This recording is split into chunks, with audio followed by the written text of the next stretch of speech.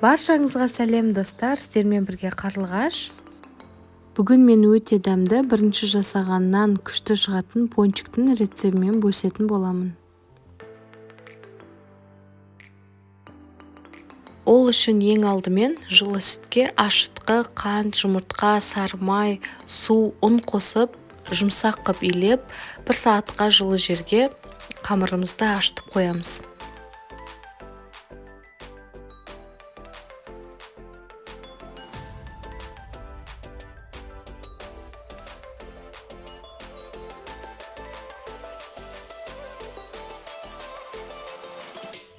Қамыр көтерілгеннен кейін осылай 4 бөлікке бөліп, домалақ қып жайып аламыз.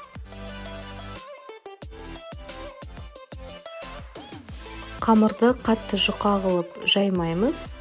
Үстінен енді домалақ формалармен немесе осылай стаканмен пончиктің формасын келтіріп аламыз.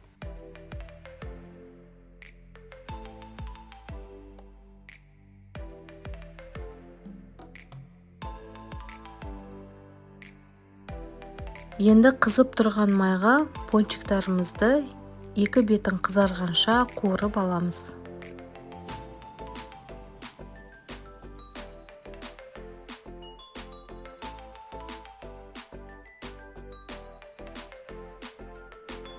Міне пончиктар дайын болды.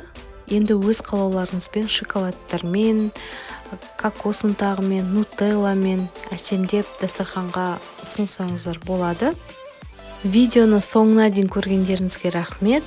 Маған тіркелуді және лайк басуды ұмытпаңыздар.